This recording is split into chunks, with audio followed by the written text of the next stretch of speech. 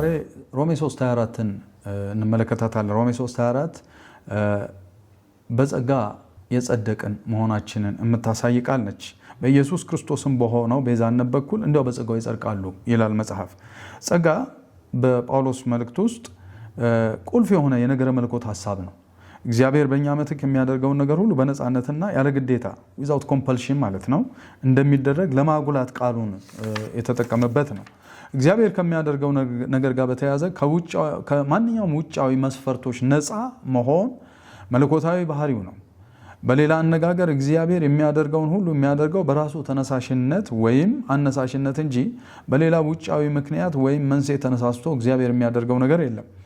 እኛ ምንም ነገር ብናደርግ እሱና የእርሱን ጸጋ ማግኘት አንችልም። ምንም ብንሰራ ከእርሱ ጋር ሊያስማማን የሚችል ነገር ማድረግ አንችልም። እርሱ የሰራልን ብቻ እንደ ንጹህ ስጦታ መቀበላችን ያ ብቻ ያስደስተዋል። በዚህ ስፍራ ላይ ቤዛነት የምትል ቃል አለች። ሪደምሽን የምንላት አፖሊትሮሲስ እንለዋለን በግሪክ።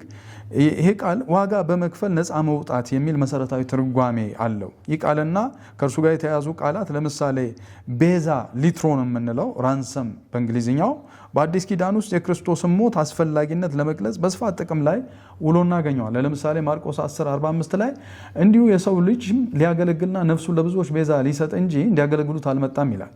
እንዲሁ ሉቃስ 24:21 ላይ እኛ ግን የእስራኤልን እንዲቤዥ ያለው እርሱ እንደሆነ ተስፋ አድርገን ነበር፣ ደግሞም ከዚህ ሁሉ ጋር ይህ ከሆነ ዛሬ 3ኛ ቀን ነው ይላሉ የኤማውስ ሰዎች ስለ ኢየሱስ በተናገሩበት ስፍራ ላይ። ሮሜ 8:23 ላይ እርሱም ብቻ አይደለም ነገር ግን የመንፈስ በኩራት ያለ ራሳችን ደግሞ የሰውነታችን ቤዛ ይለዋል። እዚህ ጋር ይሄ ሊትሮን የምንለው ቃል የሆነውን ልጅነት እየጠበቅን ራሳችን በውስጣችን እንቃትታለን ይላል። እንዲሁም ነገር ግን የሚመካ በእግዚአብሔር ይመካ ተብሎ እንደተጻፈው ይሆን ዘንድ ከእግዚአብሔር ዘንድ ጥበብና ጽድቅ ቅድስና ቤዛነትም ሊትሮን የምንለው ቃል በተደረገልን በክርስቶስ ኢየሱስ የሆናችሁት ከእርሱ ነው ይለናል ጳውሎስ አንደኛ ቆሮንቶስ ምዕራፍ 1:31 ላይ። ኤፌሶን 1:7 ላይ እንዲሁ በውድ ልጁም እንደ ጸጋው ባለጠግነት መጠን በደሙ የተደረገ ቤዛነታችንን አገኘን፣ እርሱም የበደላችን ስርየት ነው ይለናል። እርሱም የርስታችን መያዣ ነው ለእግዚአብሔር ያለውን ሁሉ እስኪዋጅ ድረስ ይለዋል እዚህ ጋር። ይህም ለክብሩ ምስጋና ነው ይላል ኤፌሶን 1:4 ላይ። እነዚህ ሁለት ቃላት ናቸው እየተፈራረቁ ጳውሎስ የሚጠቀምባቸው። እንዲሁ ቲቶ ላይም እንደዚሁ ቲቶ 2:14 ላይ እናንተ ሄዳችሁ ማየት ትችላላችሁ።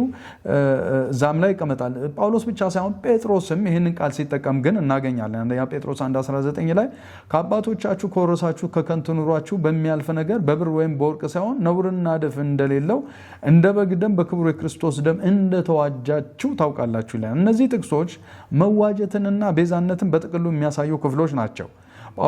በጳውሎስ ዘመን ሰዎች ባሪያዎችና የጦር እስረኞች ወይም ምርኮኞችን ነፃነት ገንዘብ በመክፈል ነፃ የሚያወጡበት ቃላት ነበሩ በዚያን ዘመን።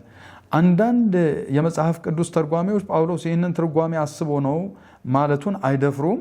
ነገር ግን ምናልባት እንደዚያም ሊሆን ይችላል ብሎ መገመት ግን ስህተት አይሆንም።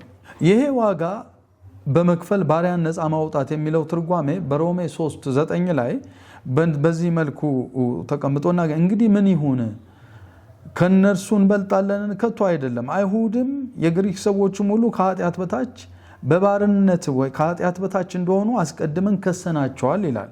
ይሄ ማለት ባርነት የሚገልጽ ቃል ነው እዚህ ጋር ጳውሎስ የተጠቀመውና ሐሳቡ ከዚህ ጥቅስ ጋር ይጣጣማል። ስለዚህ የእግዚአብሔር ጽድቅ እግዚአብሔር ሰዎችን ከራሱ ቀጣይነት ያለው ግንኙነት እንዲኖራቸው ከኃጢአትና ከኃጢአት ኃይል በኢየሱስ ክርስቶስ የቤዛነት ሥራ እንዲያው በነፃ በጸጋው በኩል ከባርነት ነፃ አውጥቶ ሕይወትን ሰጥቷቸዋል እያለን ነው ጳውሎስ።